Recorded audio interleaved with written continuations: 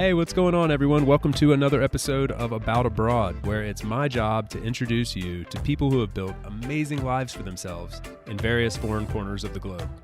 We're talking with expats and thought leaders about moving abroad, remote work, visas, and all the fun and practical knowledge that you need to know to follow in their footsteps. If you've ever dreamed of making a life for yourself overseas, maybe working remotely or embracing long-term travel, retiring or studying abroad, or even just taking a peek inside life beyond your borders, you've landed in the right place.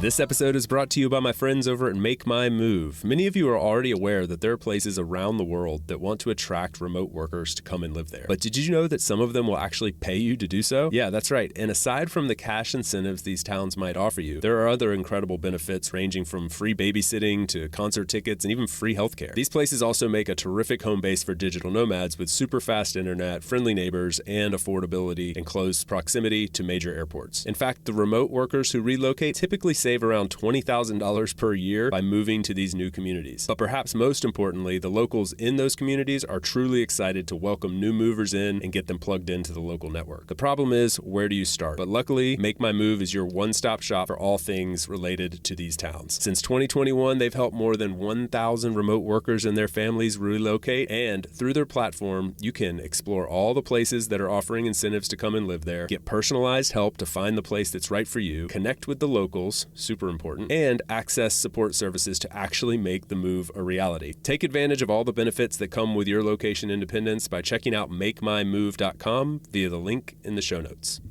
My guest today is me. I'm joining my friend Matt Bowles, who came over from the Maverick show, one of my favorite travel podcasts out there.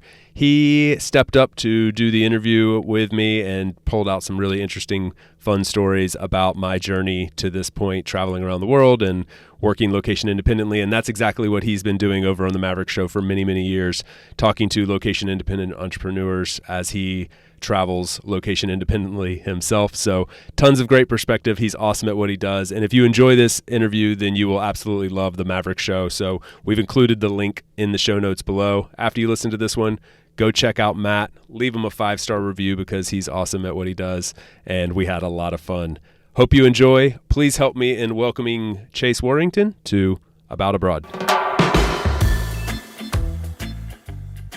Hey, Matt, what's going on, man? Thanks for having me. Man, I am so excited to have you here. The number of people that you and I know in common is just incredible in terms of how many of my friends have been on your show and how many of your friends have been on my show. I am so excited we were finally able to put this together and chat with each other directly, man. Me too. I'm really happy that it finally came together. Long time coming. Thank you so much for having me. Absolutely, brother. Well, let's start this off just by setting the scene a little bit and talk about where we are recording this from today. Unfortunately, we are not in person. And the fact that we have agreed to make this a wine night. So let's definitely talk about what we're drinking as well. I am actually in Lisbon, Portugal today, and I just opened a bottle of Portuguese red wine. This is a red blend from the Alentejo region of Portugal. And where are you today, brother? And what are you drinking? You know what, man? It is really funny that you were drinking a Portuguese wine because as we were prepping for this, you told me I had to bring wine and I begrudgingly agreed to that, of course. And I had two options. It's a warm day where I am. I'm here on the Mediterranean side of France and French Catalonia on the coast. And it's a warm day. And I said I could go with a traditional red that's here from France. That would be the normal thing to do. Or I've got this bottle of Vino Verde, which tastes really good, from Portugal that I've been carrying around with me. But I opted for the French red. I thought I'd be authentic and stay with the home country, where's home right now. So that's what I'm sipping on, man. Cheers. Cheers, brother. Well, I think that's a very, very good choice. I love French wines, and it's always so amazing to go to France and to go through the wine regions and drink French wine. It's just a lovely, lovely place. But I want to start this conversation a little bit, Chase, just going all the way back. Just want to give some folks some context on you and your journey. Can you talk a little bit about where you grew up, first of all? And when you think back as you were growing up, how did your interest in world travel initially start to develop? It's really funny. So I was born to a pilot and a flight attendant. They did not meet on the road. They're actually like high school friends, sweethearts kind of thing. But you would think on the surface that I was probably like a world traveler from the beginning. By the time I was 2, I had been on 30 something planes and had actually traveled a good bit. But the truth is, until I was 18, I never left the country. I was born in the US in Miami and then grew up in North Carolina and spent most of my life traveling a little bit around the US, but we were kind of regional vacationers, like pretty typical standard vacations. But I always had this like burning interest to go explore the world. And I knew that I was going to, as I grew into being a teenager and started going to college, I prioritized study abroad. And I looked at schools that were going to have good study abroad programs and internships abroad, and even made some sacrifices.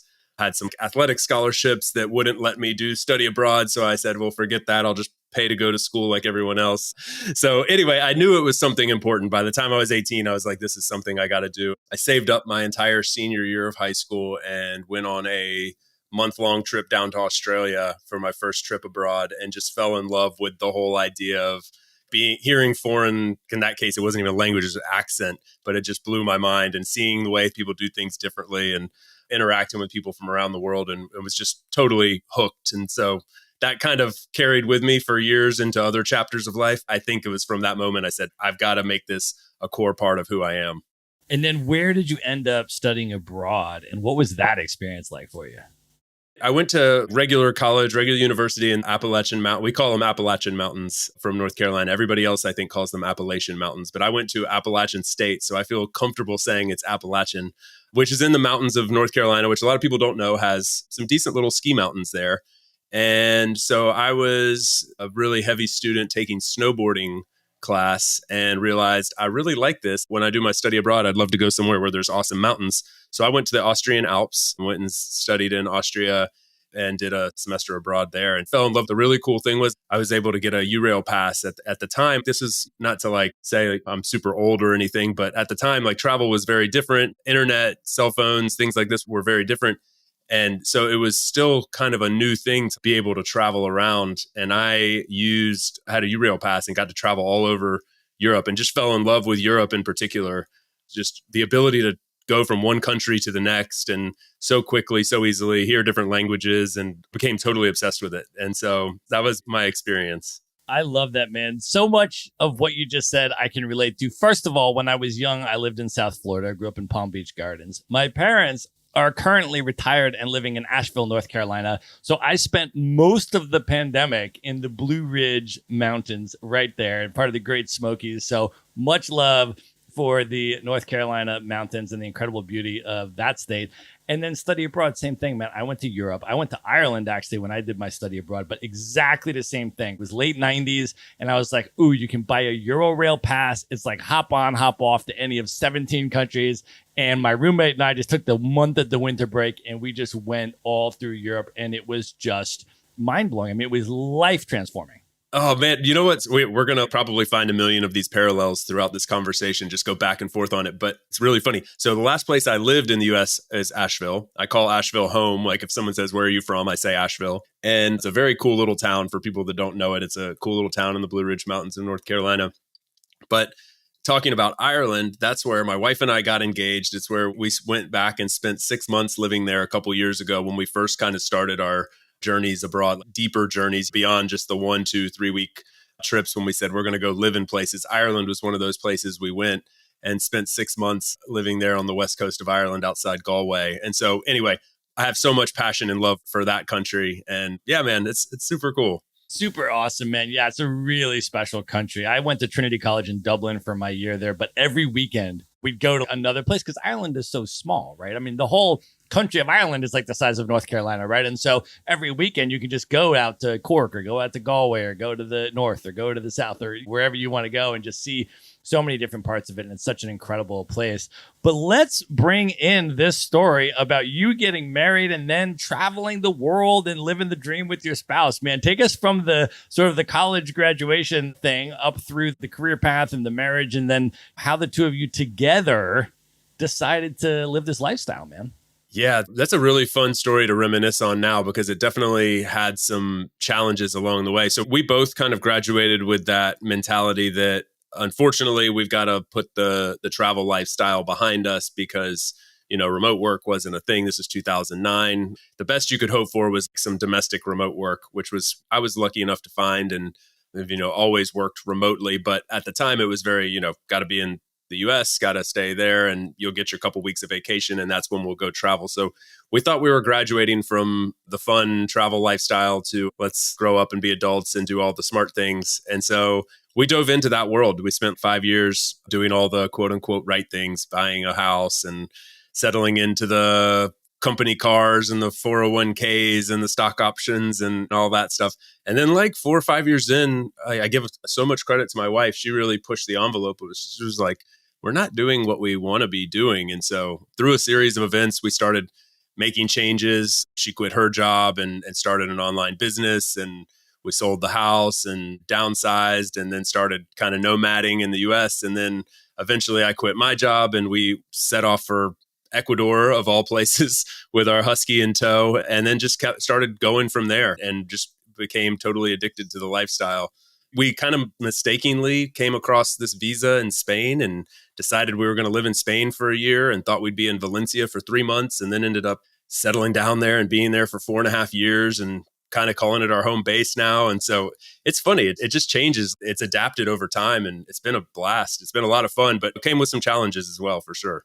Can you talk a little bit about that transition? Because I feel like some people might be listening to this right now and saying, wow, your lifestyle sounds amazing. That's really incredible. But I couldn't do that because create list here, right? Yeah. Like I own a house and I have a dog and I'm married now and I'm this and I'm all this stuff. And, and they're kind of from that perspective, like you said, right? Our traveling days are behind us. That's when we were in college and we were studying abroad, or we took that gap year, we did that thing. And now we're responsible adults and we have pets and houses and all of this kind of stuff. And so can you take us a little bit through, I guess, the decision-making process, as well as mentally and emotionally, just how you made that transition, how the two of you decided to do it, and then logistically, like what that looked like for you?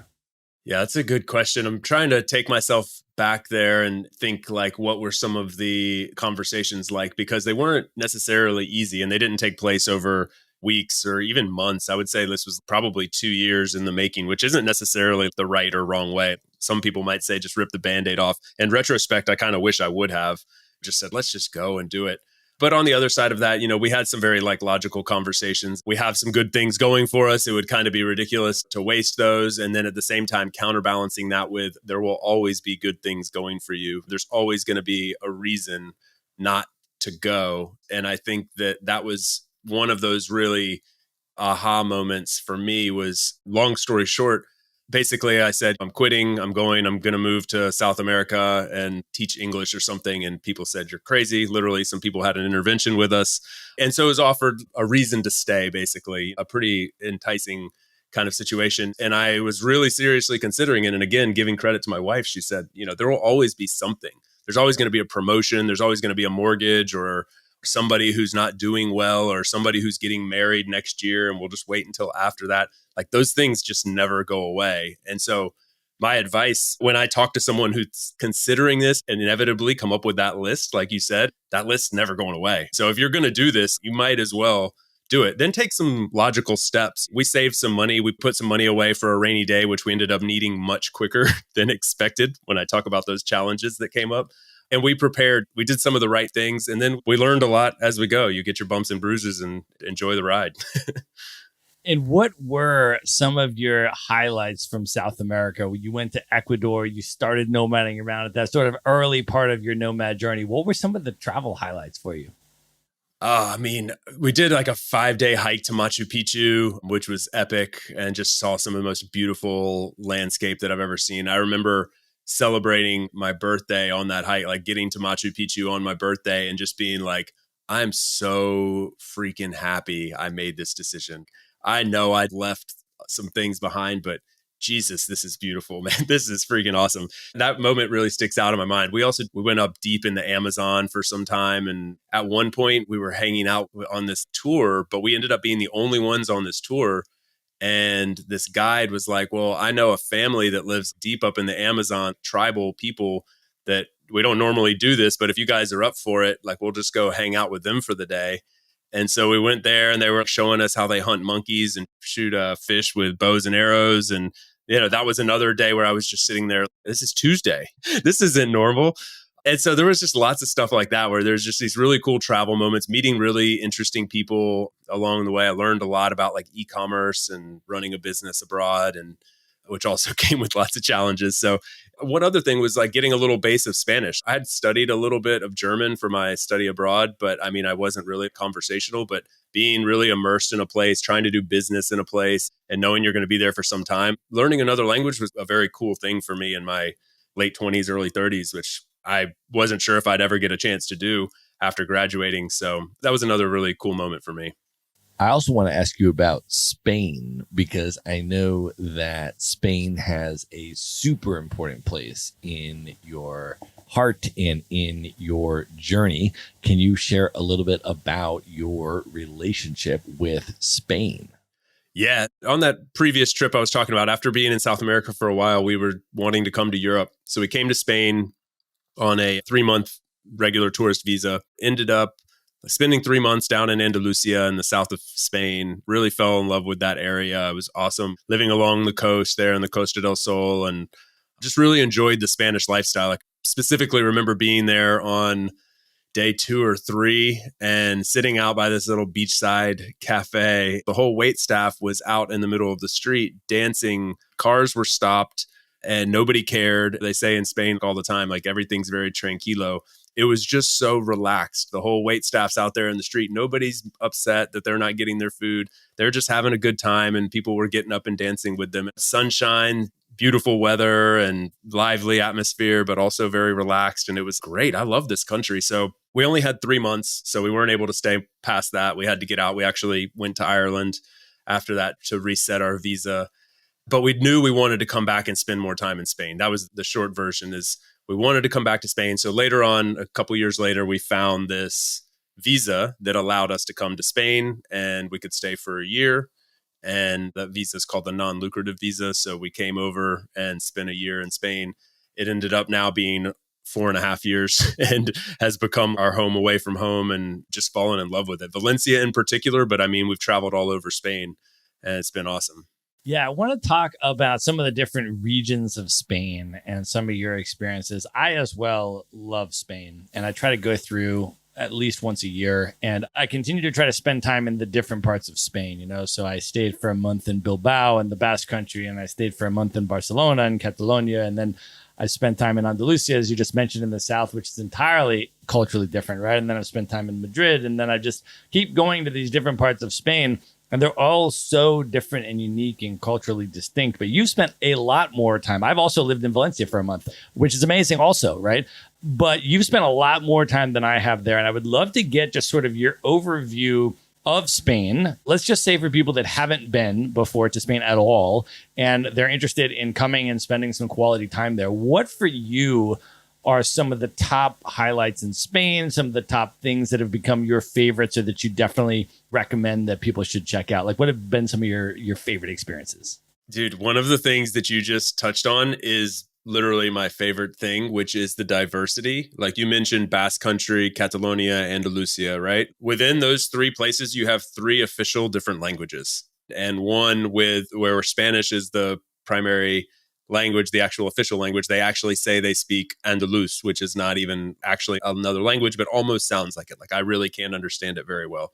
That diversity is crazy. I think there's 5 official languages in Spain. There's really deep history from these different regions of the country that were once their own entities, are very historically rich and really hold on to that. So they have their own individual distinctiveness to them, which is just incredible. So someone from like you and I from the US, where I can drive 25 hours in one direction and maybe hear a slightly different accent. In Valencia, I can drive 4 hours in any one direction and hear a completely different language, hear different foods, see different traditions, different clothes. It's really eye-opening and kind of amazing. It's not just the cultural aspect, but also the geographic thing. If you go from the north of Spain, where a lot of Game of Thrones was filmed, for instance, so you have this crazy rugged coastline and cliffs that kind of looks like Big Sur out in California, and huge redwood tree forests and green rolling mountains and snow-capped peaks, to like the south in 6-7 hours. to the Mediterranean where it feels like you're in ancient Rome and you're walking around Roman amphitheaters and stuff. This can't be the same world, much less country. So this kind of thing really blows my mind. Then you also have the Pyrenees, which are just incredibly underrated. People don't really think about the Pyrenees when they come to Europe. They think about the Alps generally, but the Pyrenees are epic. They're beautiful, cool little towns scattered throughout them. They border France and Spain, so you can see some of both. And for me, it's just an amazing place to call home. And why did you choose Valencia? So you've spent time in all these different amazing places. There's a lot of incredible places in Spain that would be amazing to live or spend a long period of time. Why did you choose Valencia, and what is Valencia like for people that haven't been there?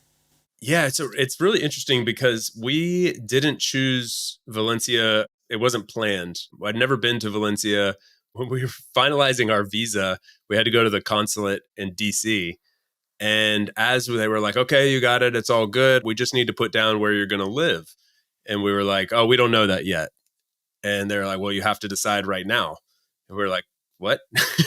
We haven't decided. We have no idea. They were like, well, what do we put down?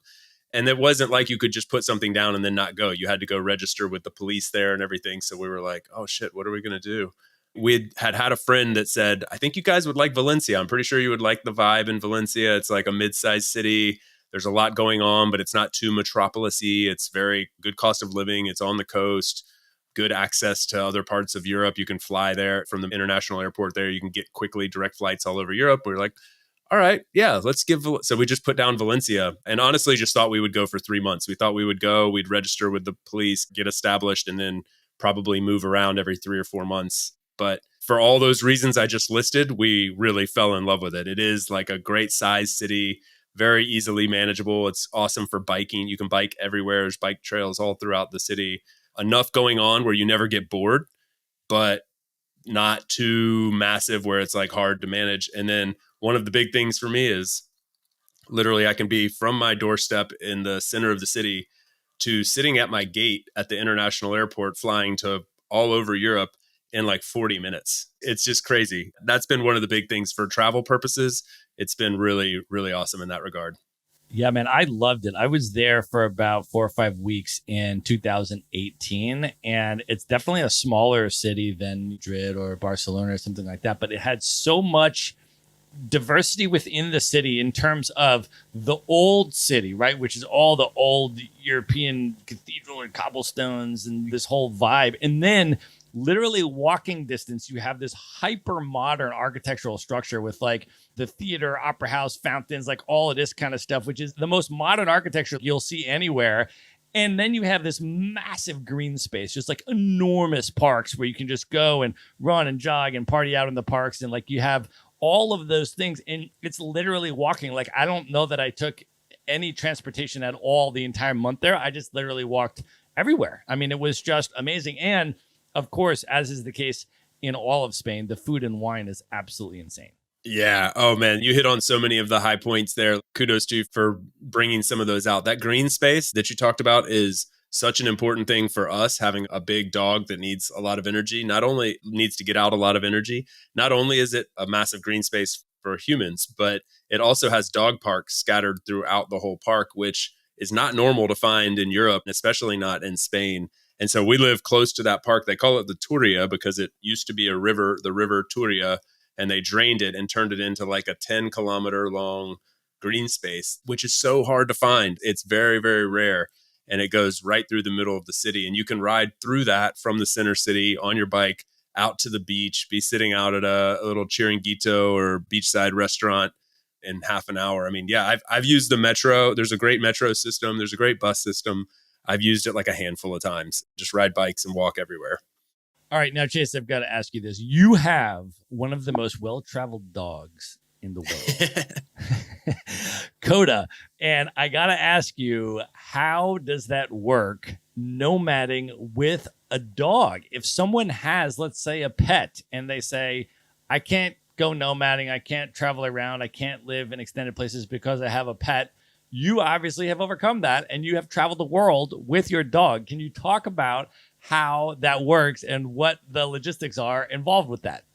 I've always wanted to ask Coda, like, what does he think? Because I'm not sure if he loves it or hates it. I was telling my wife, like, he's so lucky, man. He's gotten to see the whole world. And she was like, I think he just wants routine and a yard to play in. So I'm not sure if he's loving it or not, but for us, it's been a really cool experience to travel as a little family and be able to experience some of the things we have with him. It's not super easy, and I don't necessarily recommend it for everybody, especially with a big dog. Big dog is a big challenge logistically, just in terms of like catching flights and ferries and rental cars and things like that. It adds a huge layer of complexity. And honestly, it was a huge reason why we decided not to keep moving once we got to Valencia, because it was just getting exhausting, not just figuring out flight stuff, because there is a lot with like customs and shots and vaccinations and paperwork and stuff like that. But there's also just the pure thing of, hey, I want to come rent your Airbnb for a month and I have a wolf dog. Will you allow it to be in your house? And most people would say no. So I developed a pretty cool formula that's worked well for getting Coda into Airbnbs, but it does add a lot. And so we've kind of become super slow mads. 1 month feels like a very short stay, 6 weeks minimum. And really we're looking at 3 to 6 months or even longer to try to be in one place. A lot of which is just because moving him around is not super easy. But if you have a small dog, it's super, super. I wouldn't even hesitate now. I'd be like, yeah, just take the dog with you. No problem. So there's a really good resource I'll plug real quick, which is called pettravel.com. For anybody listening, actually, I wrote an article about this, all the details I could come up with about traveling with a pet for Workforce. Workforce is WRKFRCE.com. So if you look that up and just search like pet travel or something, there's a lot of details in there. But pettravel.com is linked to in that article, and they provide everything that you need. Whenever I'm going to a new country, I buy one of their little pamphlets, which are like 15, 20 bucks. And it tells you everything you need to know about moving an animal into that country. I highly recommend that. Well, and one of the things that you do now is that you travel by camper van, which I'm sure makes the pet travel much easier. Maybe just take us all the way back to the beginning when you first had the idea to travel by camper van and what that journey has been like. Because I understand it's been a little of an evolving journey for you. So maybe just take us from the beginning until how it is now. We might need a little more wine for this story. It was stressful, or a Xanax or something. I mentioned before, like on our initial trip to Spain, which was years ago, I don't know, maybe 2016 or something like that. We had been in Spain for a couple months. We were starting to look at options for moving, getting outside of the Schengen area to reset our visa. And we had flown Coda around several times in a row, and it had been really rough. We had particularly had kind of a rough experience where like he kind of lost him in the customs area. And we couldn't find him for a few hours, and it was pretty stressful. And he'd already been in the crate for 12, 15 hours, something, a really long time. And so we were really trying to think like, okay, how can we get out of the Schengen area and also get Code out, but not fly him? And one of the options was to drive to the north of France and take a ferry to Ireland. And a fun fact about Ireland, which I'm sure you know, but maybe some people don't, is it's in the EU, but it's outside the Schengen area. So you can actually reset your Schengen visa by going to Ireland. So we were like, oh, well, we love Ireland. Let's go do that. But you can't take a rental car on a ferry outside of continental Europe, no matter how long you want to rent it for. Like generally that you're not allowed to do that. So we said, well, what if we just bought a car? And then we stumbled across this old VW camper van that seemed like a great idea at the time. And it ended up being a horrible idea because you get what you pay for. And we basically got a car that was falling apart, and it started falling apart right away. So we bought it. We said we're going to travel across Europe. We had a 7-day trip planned to get to the north of France and catch the ferry. It turned into a 41-day trip because of breakdowns. We ended up on like 14 different tow trucks. We slept in more mechanic shops than we did parks or beautiful cities. It was pretty stressful. We at one point had some mechanic in France telling us to just kick it into a river and fly home. So anyway, we made it by tow truck to the ferry in France, dropped it off on the ferry, had another tow truck pick us up in Ireland and take us home. And we slept in our Airbnb for a week before we figured out the next steps. All that to say, we graduated from that and got a real camper van now. And we love traveling by camper van through Europe in a more stable Ford Transit now. That's amazing. And you do it for long term. I mean, can you share about now the types of trips and experiences that you have by camper van? Yeah. So generally, we don't live in it. I went home over for Thanksgiving for the first time in a few years. And I had many friends and family saying like, oh, how's it living in a camper van? I was like, oh, no, I don't live in it. We travel in it a couple weeks at a time. For instance, what we're doing for the rest of this year is traveling 1 to 2 weeks in the camper van and then getting an Airbnb for 4 to 8 weeks. And that's kind of what we do. So we spend a lot of time traveling around Spain and Portugal and France and some up into Switzerland and Austria and Germany and Italy. We've had some really cool experiences in it. I don't recommend it for hashtag van life all the time, especially for a couple. I think it's a lot to expect of each other, especially when you're both working. For me, it's not pleasant to try. It's a fun way to get away, fun way to experience some small towns, get off the beaten path. But to live in full time, I commend those people that can do it. We can't. I want to ask your tips now on traveling with a spouse, because you and your wife have been traveling together full time for many, many years now. And that's obviously an extremely different experience than living in a house and going off to your respective jobs and coming back in the evening together and all of that. And I'm wondering if you can share a little bit about your experience from that, lessons from that, and tips you have now at this point in your journey for other couples that might want to consider starting to travel full time together. It definitely does come with challenges because you end up spending a lot more time together than you would normally under normal circumstances. So I think it comes with a lot of understanding of what each other needs and doesn't need, and really getting honest with each other about when someone needs their space and what's going to be really important. Choosing your battles never is more true, I think, except maybe when you're raising kids, but maybe in a close second is when you're traveling together. You really have to figure out what's really important and what's not. I mean, you're making so many decisions on a daily or weekly or monthly basis that you normally just make on a yearly or every multiple years. So it is really about choosing your battles, figuring out what's going to be most important to you. How do we make sure we're each comfortable? For instance, like when we were choosing the Airbnb that we're in right now, certain things about it were good for me, not good for her. And so you make a lot of compromise, but you always are kind of anchored in the fact that, hey, we love seeing new places and we get invigorated by that. And so we're always kind of brought back to that concept of, hey, we're doing this for that reason. Everything else is sort of ancillary. And so I think remembering why you're doing it and understanding the sacrifices ahead of time, having those real conversations about those sacrifices and being upfront about them is also really important. We've had to make a big one, for instance, as I mentioned earlier, we sold our house before setting off on this journey. And though it's very much ingrained in us, like as Americans, I think, to own a home, and that's your key to financial success and all of these things, we'd like to think we're somewhat financially savvy, I guess, in some ways, but we haven't bought a house again because we're constantly on the road. And so that weighs on us, and so we have to talk about that and think through that and figure out how we balance that with the lifestyle that we want to live. And so these are real conversations that we end up having over and over again. So there's lots of little tips and tricks and stuff, but I mean, I think those are some of the major bullet points that come to mind.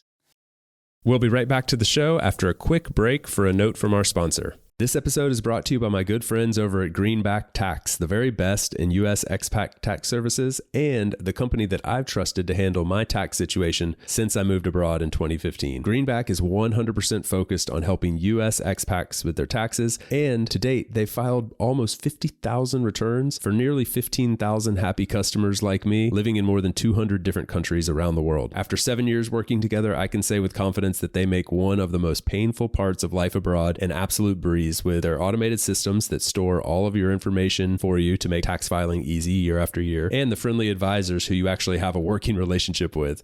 There are no robots over at Greenback. Best of all, everyone is a CPA or enrolled agent with a specialty in U.S. expat taxes, which means they know exactly how to help you take advantage of some incredible tax breaks because you're living abroad, not in spite of it. As of January 23rd, tax season has officially arrived, so it's time to get started. Learn more about Greenback Tax today by visiting greenbacktaxservices.com via the link in the show notes. If you've made it this far into the episode and you're still enjoying yourself, then I would love to ask a quick favor. Open up the app that you're using to listen to this podcast and leave a quick review. You can do this in Spotify, Apple Podcasts, and really just about any platform that allows podcast listening now. If you can't find that in the interface of the app, then scroll down in the show notes and find ratethispodcast.com/aboutabroad, and you should be able to leave it from there. Thanks so much, guys. We really appreciate it and hope you enjoy the rest of the show. I also want to ask you about staying in Spain for as long as you have and what some of the ways are that people can do that. So, for example, I am an itinerant digital nomad, right? I rarely stay anywhere for longer than 90 days. Usually it's less than that, right? 30, 60-day kind of things. And then I keep moving. And so at this point, in terms of my travel decisions, I haven't needed to figure out how to stay more than 90 days at a time in the Schengen, because then I'm off to Asia or I'm off to South America or something else, right? But for people that are interested in staying in a country like Spain, let's just use that as the example because that's where you have the experience doing it. You had mentioned the initial visa that you got, and then now obviously you've been based there for like 4.5 years. So can you talk about some of the options for people, best practices, maybe considerations if people want to stay in a foreign country for longer and how they would go about doing that?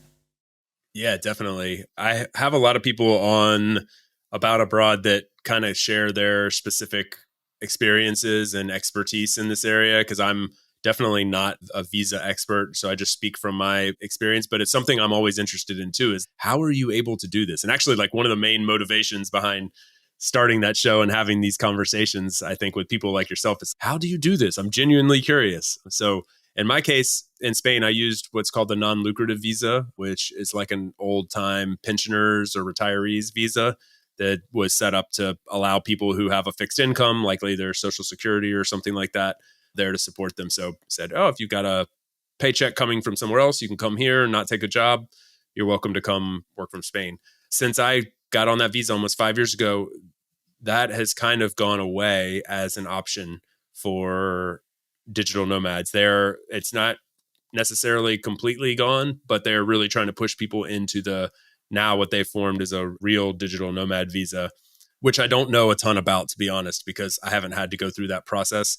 But I do believe that it's going to be, if it's not right now, it's going to be a better method for digital nomads because it's going to actually be set up for them. It's always been kind of weird, square peg, round hole sort of thing with the non-lucrative visa. Although the government knows exactly what you're doing. Literally, I had to get a letter from my company saying, here's what this person does and here's what they make and all of that to get that visa. So they know exactly what you're doing, but it was just always kind of like, this isn't really the way it's set up to be done. So the digital nomad visa that's coming out in Spain is a really good option for some, although I think it has some drawbacks that I don't know a ton of details on, but word on the street is it has some drawbacks. And then also one that I think often gets overlooked and it's so easy is the student visa. Spain's one of those countries that they want you to learn the Spanish language. So you can actually get a student visa, come study Spanish, just sign up for classes, pay the tuition, super cheap, and take classes, get a visa, and as a bonus, learn a language. I think is always a really, really nice way to get your foot in the door. That's awesome, man. Well, let's talk a little bit about this job that you currently have. I'd love to hear if you can take us a little bit on your career trajectory and how you landed this really epic remote job where you're not able to only work remotely, but you're actually able to be a remote work evangelist as such and be sort of totally immersed in all of these things that you're passionate about and that you love. So maybe just take us a little bit on your career trajectory in terms of how you landed this. And then for folks that have never heard of Doist at all, maybe just share a little bit about the company and then the role that you have. Yeah, man. I mentioned earlier, like I've always worked remotely. It was very important to me to not have to go sit in a cube when I was thinking about graduating and what I was going to do in the next chapter of my life. It was just, that was something I knew I couldn't do.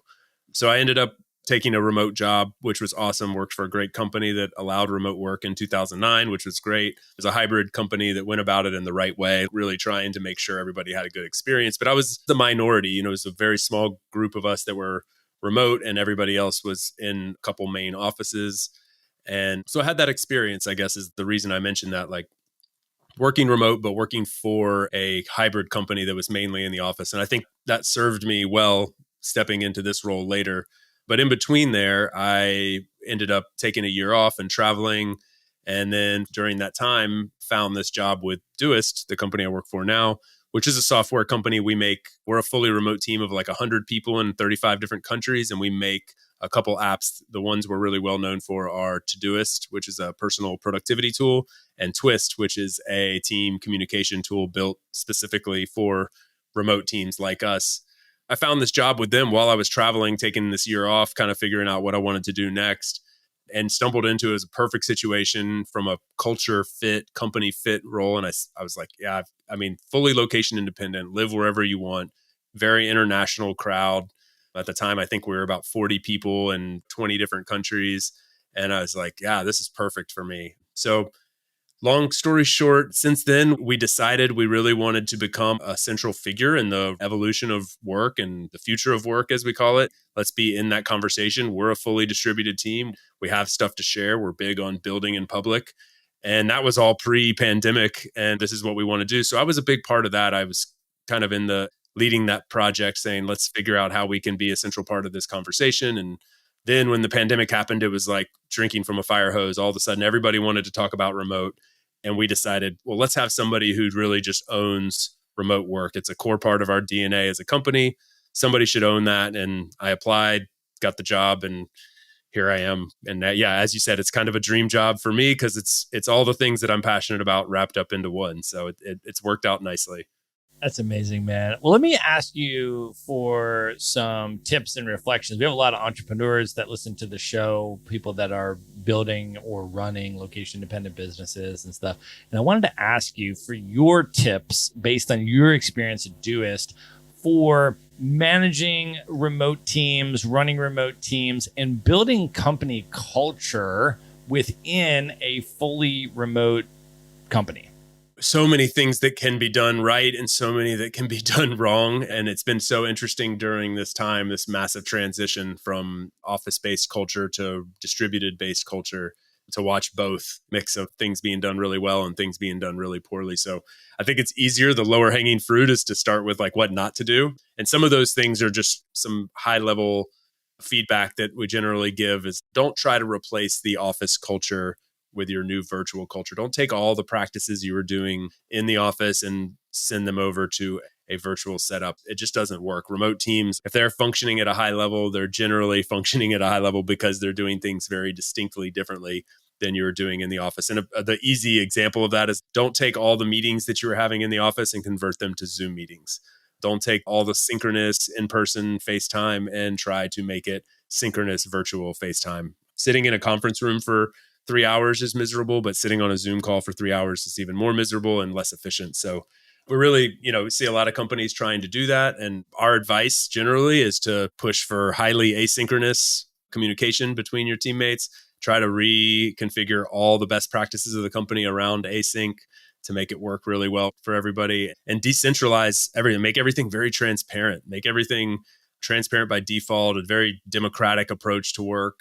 You have to open things up. When you're not in the same place, you have to make it feel like you're in the same place by being very intentional about these little levers that you can pull, like transparency and autonomy and giving people access to information, allowing people to make decisions and make mistakes on their own and ask for forgiveness later. So these are some of the elements that we try to infuse into our culture. It's worked pretty well. The other thing I'll mention is like disconnection.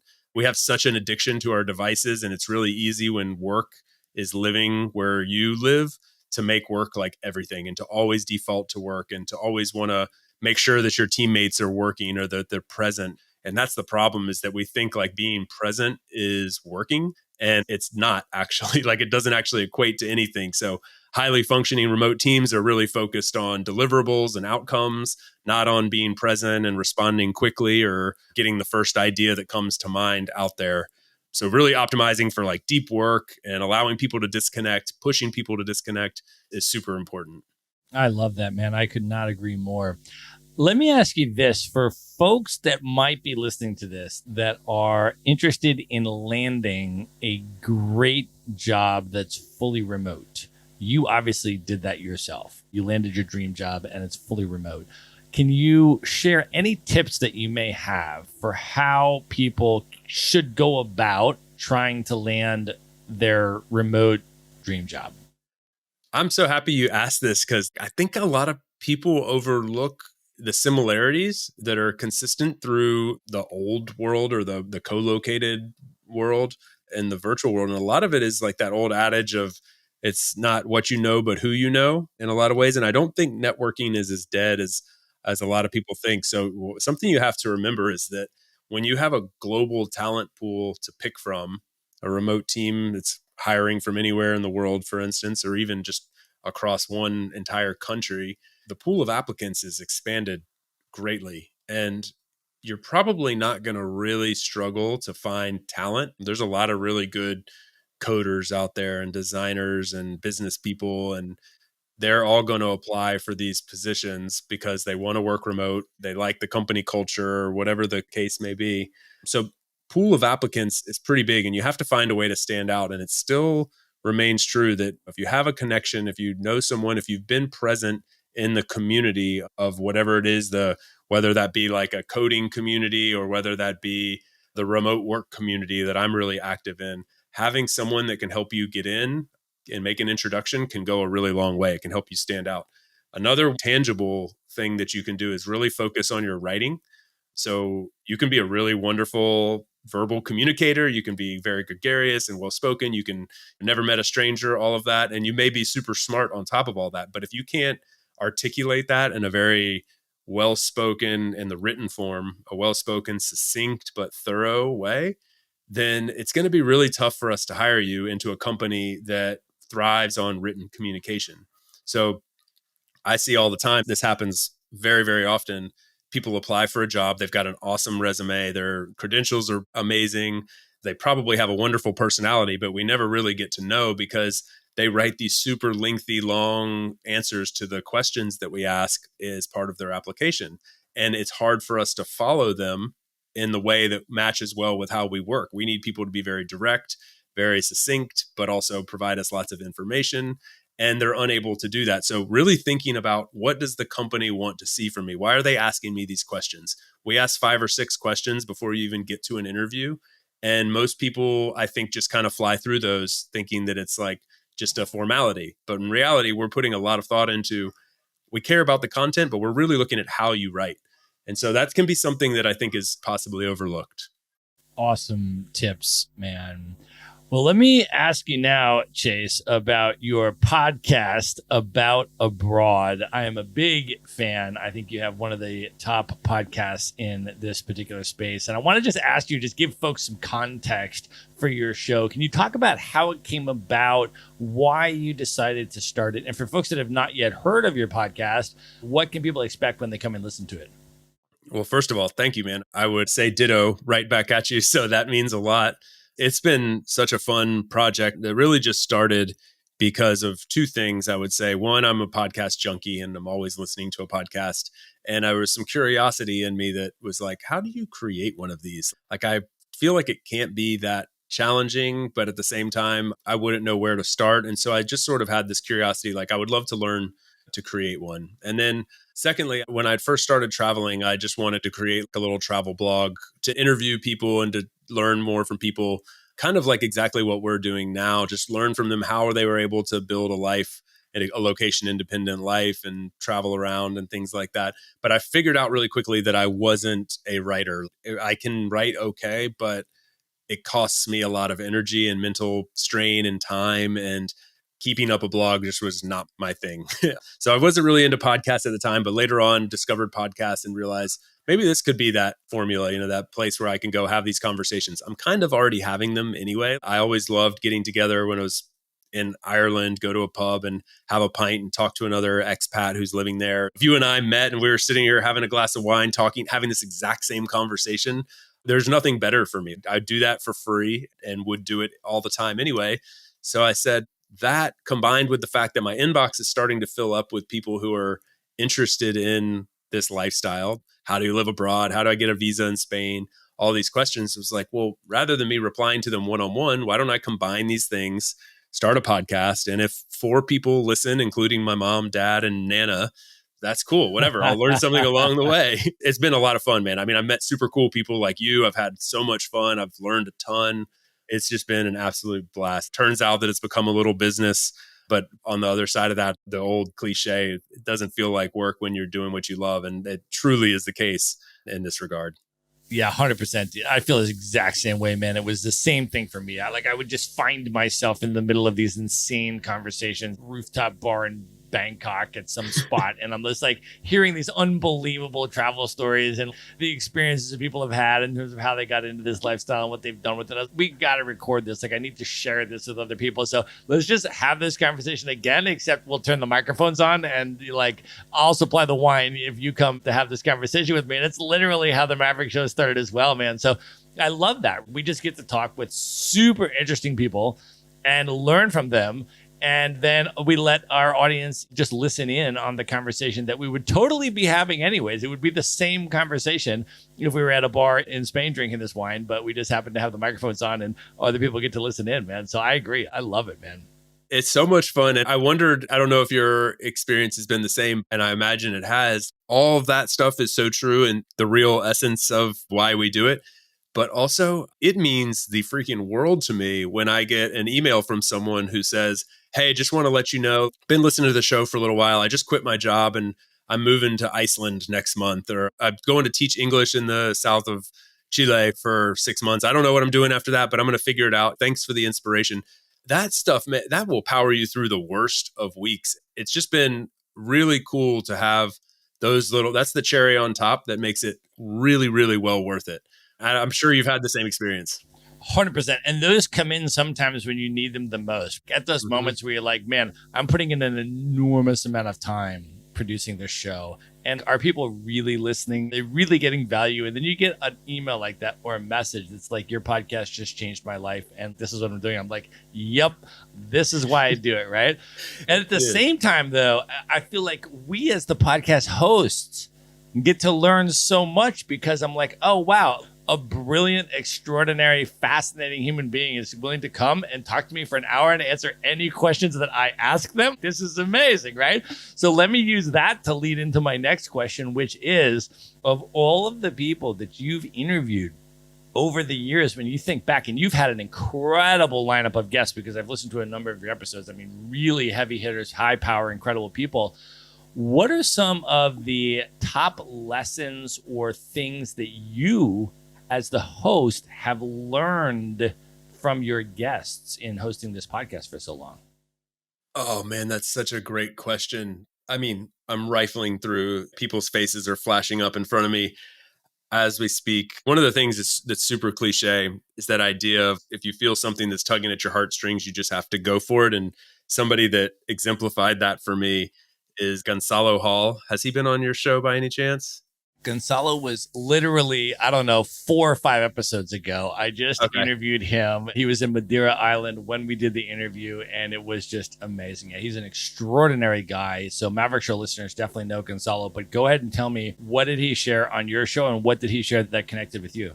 I can't wait to go back and listen to that episode because I could listen to Gonzalo talk about remote work and digital nomadism and world travel all day. And the two of you guys having that conversation must have been a lot of fun. So I've got that one bookmarked now. What I love about Gonzalo's story is that he literally just followed his passion the whole way through whatever he wanted to do. He wasn't sure how it was going to work out. And we were talking about on the first time he came on the show about how 1 year prior, we're sitting there in this interview, he's having all the success in Madeira, getting governments around the world trying to contract him to go set up digital nomad villages. And he's saying how he was buying cans of tuna for like 70 cents because that's all he could afford 1 year prior. But he was determined. Being a digital nomad is everything to me.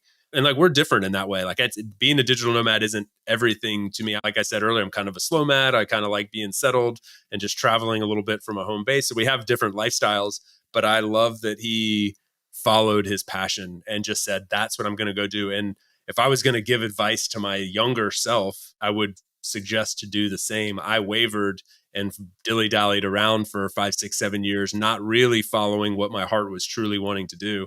That really stuck out to me. It's just like, so simple, but do what really aligns with what you really want to do and what really calls to you. And everything else will fall into place. And it always does. And I've had a bunch of people on the show since then who had similar stories, followed similar paths. And sure, they took a step or two backwards to take 2 or 3 steps forwards, but it all worked out in the end. And I think that's really rung true for me. I love that, man. That's awesome. Big shout out to Gonzalo. We'll link up in the show notes, by the way, your interview with him as well as my interview with him for folks that haven't yet met Gonzalo or learned about what he's up to, because he's extraordinary and is doing incredible things. So I love that, man. Let me ask you a little bit just on the business side of the podcast. You mentioned that it has now become a business for you. Can you share a little bit about what some of your most effective leverage points have been in building and growing your podcast audience? Yeah, sure. I think originally I had no expectations. Like I said, I mentioned randomly my mom, dad, and Nana. Shout out to Nana, who obviously listens to podcasts. I didn't know who was going to listen, and I had no aspirations of it becoming any kind of monetized thing. It just has happened that way. It turned out that, more people listened than expected, and then opportunities presented themselves. And so I think the first point is like the reason those opportunities present themselves is probably a lot has to do with just trying to be very genuine. One of the things I learned at Doist, which I love about the way we do our marketing and approach to business, especially having come from the very uber American mentality, kind of a bit more cutthroat. We're very business centric and finance driven, data driven. At Doist, we'll do what feels right, present the case as it is, present the product as it is. Don't try to sell it. Just here's our brand, here's what we do, and we're going to always stay true to that and not try to be too salesy. That's worked well for me with the podcast too, I guess. Just be who I am, bring on cool people, let them talk, and people listen. And then using those relationships that will work out for you. Having people like yourself on to my show will surely bring some people from your audience to come listen, and maybe a few of them will stick around. And so being strategic about that and saying who would bring an audience with them and who's willing to help me share this with their audience is certainly a part of it. And then I think knowing your value and not being afraid to ask for what you believe your value is. I think we're all kind of afraid to put ourselves out there and say, hey, here's what I think my product is worth. But at some point you have to do that. And the worst they can say is no. And so I think having some experience, having heard no before, helped develop some thick skin and say, okay, that's fine. Moving on. And that's perfectly okay. The world keeps on spinning. That's awesome, man. Very, very good tips.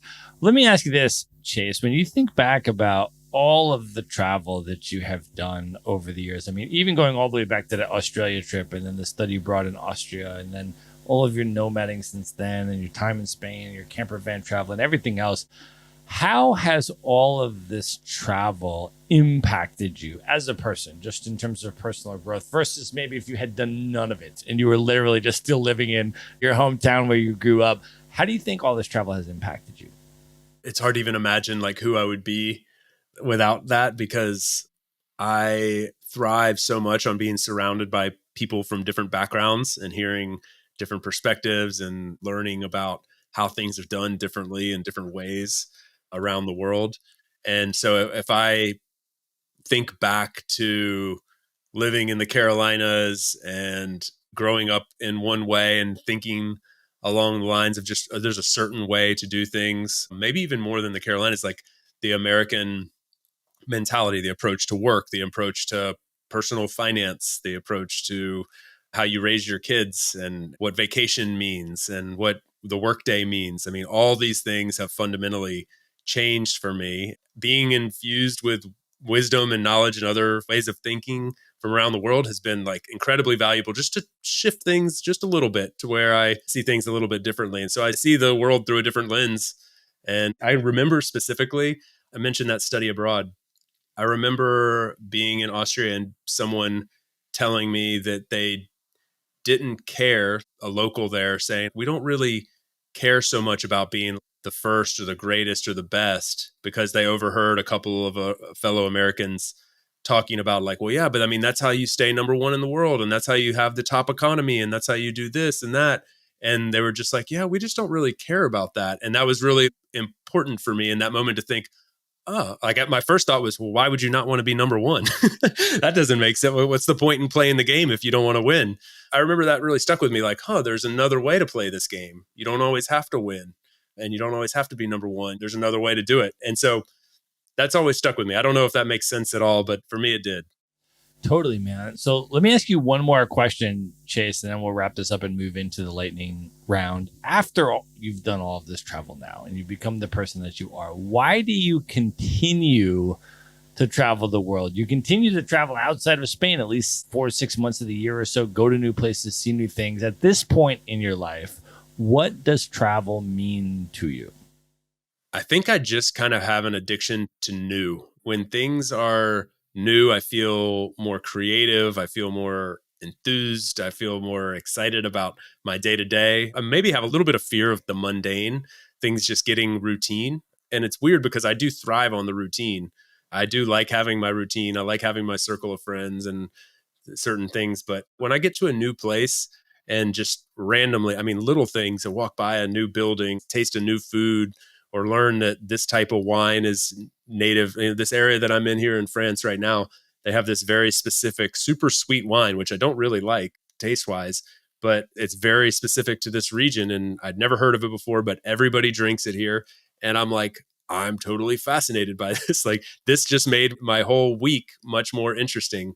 So I think I have a little bit of a junkie for that, man. I can't get enough of it. I love it, man. What a great answer, and what a great way to wrap up the main portion of this interview. And at this point, Chase, are you ready to move in to the lightning round? I don't think I am, man. I'm terrified, but let's give it a shot. Can I top myself up here? Yeah, before we go? Take another sip of wine, man. Fill that cup up, and let's do it. Let's do it, man. The lightning round. What is one book that has significantly impacted you over the years you'd most recommend people check out? I'm going to say, because of the context that we're talking about in, The Culture Map is an awesome book, especially given what we're discussing here today. Awesome. What is one travel hack that you use that you can recommend to people? I got to go with my approach to getting a big dog into an Airbnb. And this is not going to apply to a lot of people, but here's my travel hack on getting a big dog into Airbnbs, where they clearly say no pets allowed, by the way, which is almost all of them. I go through this really nice long spiel of how much I love their place, our personal story. I let them know that we're not just a couple of vagabonding backpackers, that we do have an income, that we have a place that we normally call home, that we have full-time jobs. And oh, by the way, we do have this really sweet dog that sleeps at our feet every day and is 10 years old. And you can check our reviews. He won't cause you any harm. He's pretty much stayed in Airbnbs his whole life. So feel free to check those reviews. They almost all reference Coda. And from there, and almost always, I've got like a 98% hit ratio. They almost always say yes. I love it.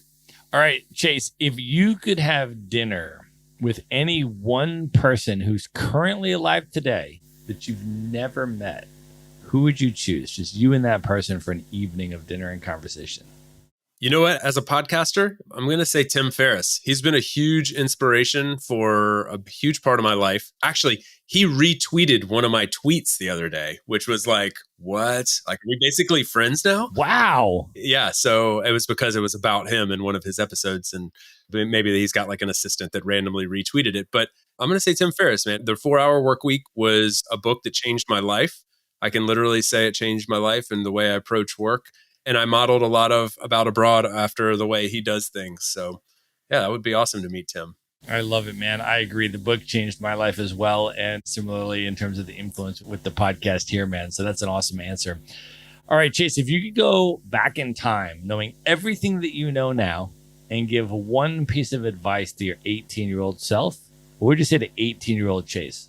Oh, I would love to have this conversation with 18-year-old Chase. He really wanted to go travel, and he thought he only had 4 years to do it during college. He hadn't been able to do it for the first 18. He really wanted to go see the world, and he said, I got to figure this out in 4 years, so I'm going to do all the bucket list items. And I would have told him that, man, you've got your whole life to do that. Remote work's going to become a thing. You haven't heard of it yet, but it's called remote work, and you're going to be able to live in different places. So go slow, enjoy the wine in France, and don't need to skip straight over to Spain. And after 2 days in Paris, go slow, enjoy it all, enjoy the ride, and prepare for this to be a marathon, not a sprint. That would have been awesome advice. Thanks a lot, Chase. That is awesome advice, man. I love that. All right, Chase, of all the places that you have now traveled in the world, what are your top 3 favorite travel destinations you would most recommend other people should definitely check out? I'm a big Europe person. A lot of my travel has been in Europe. I'm fascinated by so many different things in Europe. So it'd be very easy for me to go 1, 2, 3 down the list in Europe. And I'm also a sort of get off the beaten path kind of person. Like I like the cities, I like Paris and Berlin and London and Buenos Aires and stuff, but I really like finding that like second or third tier of places. One of the first ones that comes to mind is the south of Chile. Pucón in particular is a really cool place that I think a lot of people don't necessarily get to. En route to Patagonia, this is a beautiful volcano-rich, mountain-rich lake part of the country in Chile that I really love. So that's one place that comes to mind. Another one I mentioned earlier is the Pyrenees. Just in general, very vaguely speaking, the Pyrenees are a place that I love because it does feel like you're kind of getting off the beaten path a little bit. I love the Alps, for instance, are freaking awesome. You have these beautiful chalets and awesome ski towns and all that. You go to the Pyrenees and you have a lot of this too, and there's just like no tourists. And it's just really, really amazing. That's a place that's really called to me. And number 3, I really thoroughly enjoyed, and I was surprised by this, but I really thoroughly enjoyed Sicily as a specific spot within Italy. I love going to Italy in general, but Sicily in particular had a lot to offer, being an island that also has like snow-capped mountains and really unique history and architecture, fusion of cultures from a bunch of different places. That's a place that maybe, when you first think of going to Italy, you're going to do Rome and Cinque Terre and Florence and stuff like this, but Sicily is worth a visit as well.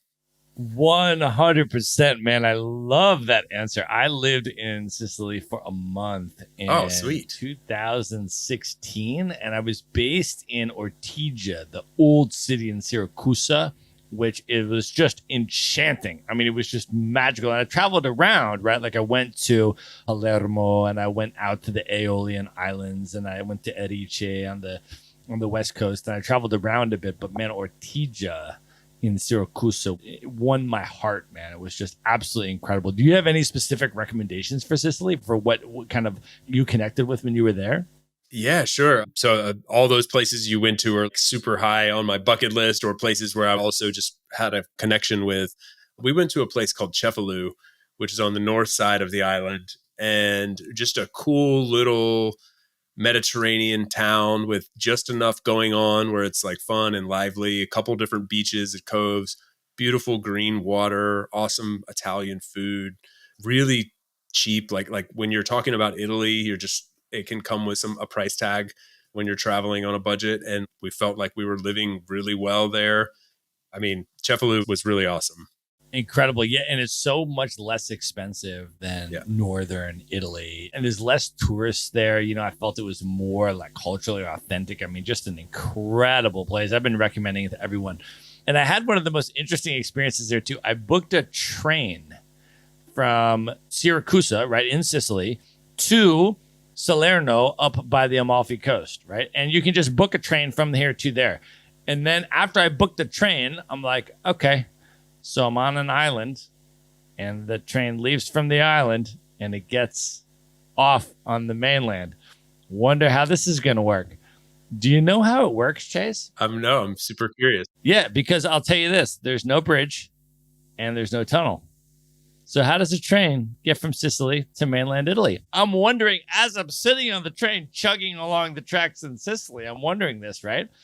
And I'm like, this will be interesting. Is there a bridge? Is there a tunnel? Then you get to coming up on the water. Nope, there's no bridge and there's no tunnel. So what happens is there's a ferry boat and the train pulls up onto the boat. The cars decouple off the train, all of them onto the ferry boat.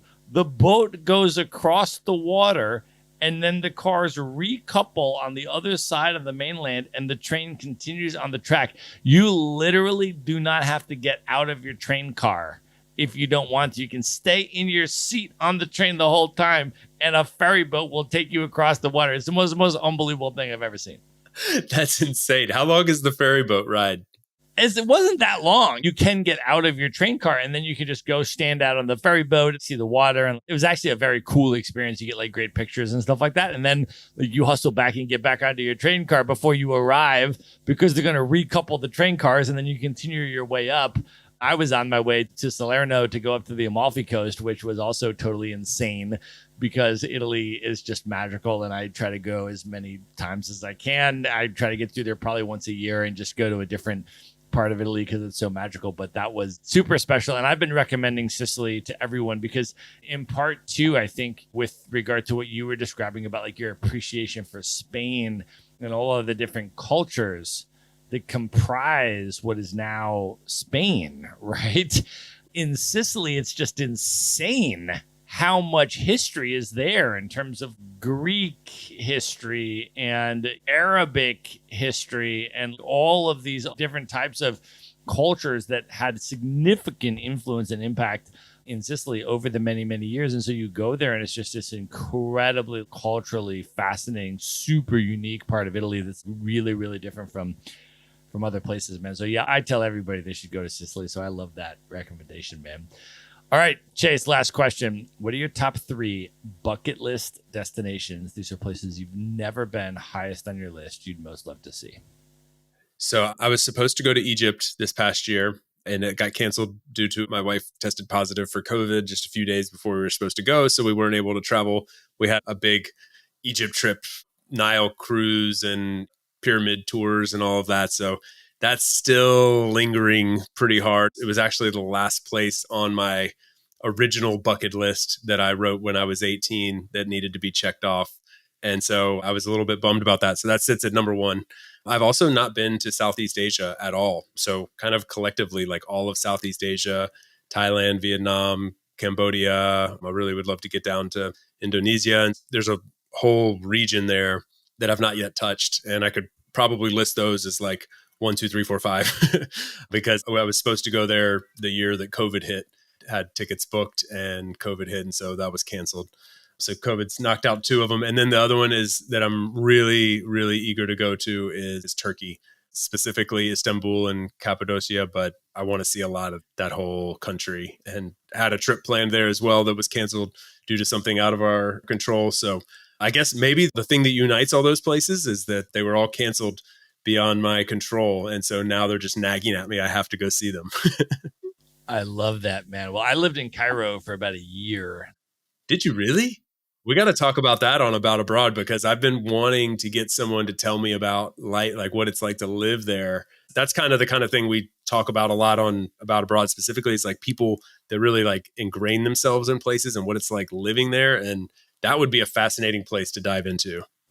Yeah, man. I mean, Egypt was actually my longest stay of any place that I've been. Because I started nomading in 2013. I've been to like 66 countries since then. But Egypt was my longest stay. I've been to Egypt like 3 times total. But my longest stay there was about 9 months or so consecutively. And then I've been there like 3 times. So probably a total of about a year based in Cairo.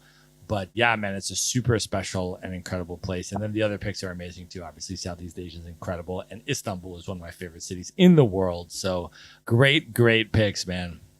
It seems so cool and vibrant. It just seems like a place I got to like go. Like I just need to go immerse myself there. I mean, both of them, but in particular, in that case, Istanbul as a city just really calls to me. Something you and I seem to have in common that we like these like fusion of cultures. Like we're talking about that with Sicily. That was one of the things that resonated with both of us. Is like you have Greek and Roman and African and like all these different influences coming together in one place. After you travel a lot, I think you start looking for those things that really click with you and really set a place apart. And that mixture, that fusion is something that really calls to me. And dude, the airport alone in Istanbul, it's literally my number 1 favorite airport in the world. Really? Why? Even when I'm not going to Turkey, I will intentionally schedule extended layovers in the airport in Istanbul for like 8-9 hours on purpose.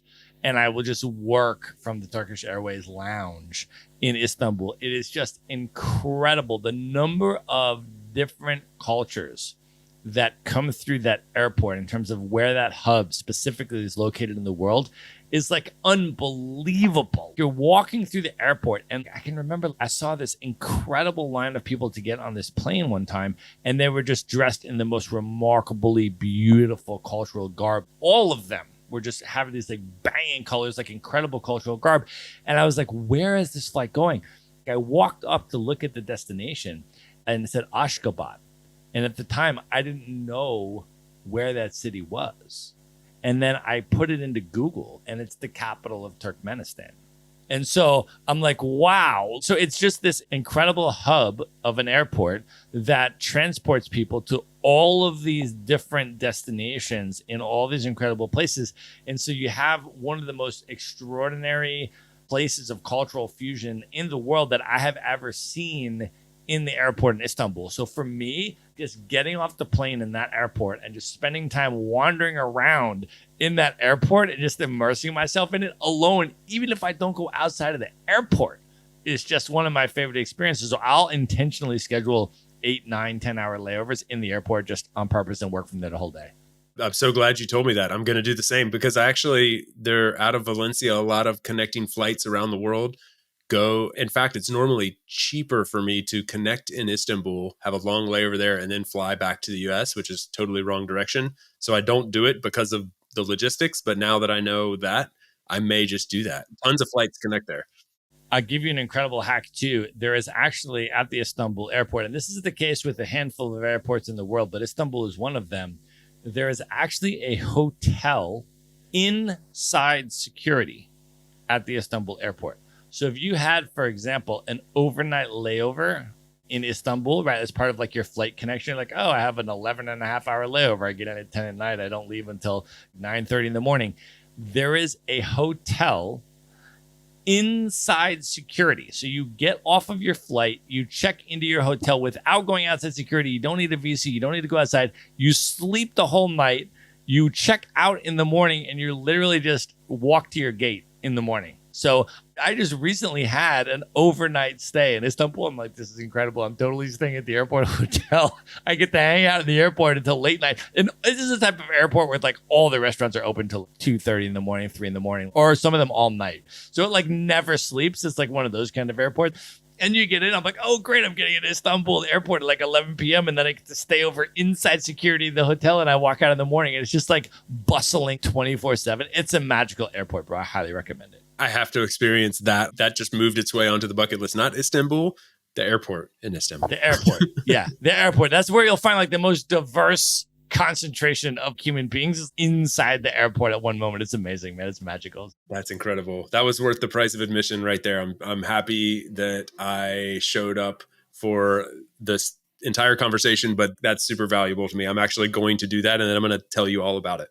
Amazing, brother. I love it, man. Well, I'm excited for this conversation to continue on your podcast about abroad. And at this point, I want you to let people know, first of all, how they can find you, follow you on social media, learn about what you're up to, and especially how they can listen to your amazing podcast that I'm a huge fan of. How can folks check out About Abroad too? Oh, man, I appreciate it so much. And yeah, we will. We're going to continue this conversation. I can't wait to flip the mic around and start asking you some questions because there's a lot that I want to dig into. So people listening here that want to learn a little bit more about you will have that chance in the not too far off future. You can learn more about the podcast at aboutabroad.com. You can find it wherever you get podcasts, Spotify, Apple Podcasts, Google Podcasts. I think literally everywhere. At least I'm trying to be everywhere. And if you're interested in following along me personally, I'm pretty active on LinkedIn when I'm talking about remote work stuff, Twitter at DC Warrington, Instagram at DC Warrington, more for like travel and personal stuff there. If you really want to get into some more of the remote stuff that we talked about, I really recommend checking out the Doist blog. Right now it's blog.doist.com. And you can find a whole remote work section, a whole productivity section. It's very geared towards the remote worker, the remote team. Lots of good info there. So highly recommend that if that part of the conversation resonated with you. Awesome. We're going to link up everything that we have discussed here in the show notes. So folks can just go to one place at themaverickshow.com. There we're going to have all your social media handles, the link to the Doist blog, the link to your podcast, and everything else we have discussed on this show. So just go to the show notes for this episode. Chase, this was amazing, brother. I'm such a huge fan of what you're doing, what you're up to, what you're all about, brother. Thank you for coming on the show. Man, I appreciate it. Likewise, we started this show with some love for each other's show and work, and that reigns true through an hour and a half of chit-chatting, man. I really enjoyed it. Super fun. Thank you for inviting me and all that you're doing and spreading the word. And this was a blast, man. Thank you so much. Thanks for tuning in today from wherever you are in the world. Once again, I'm Chase, and this has been another episode of About Abroad. For those of you wondering how you can best support the show, I have made it super simple for you. Just go over to the show notes of the episode that you just finished listening to and click on one of the two following links. aboutabroad.com/newsletter to get our monthly newsletter, no spam, guaranteed, or ratethispodcast.com/aboutabroad, where you can quickly and easily leave a review for the show. It's not just important to me, it also helps more wanderers just like you find us. Finally, don't forget to subscribe on your podcast platform of choice, and we will see you again next week. Thanks again. Hasta luego, amigos.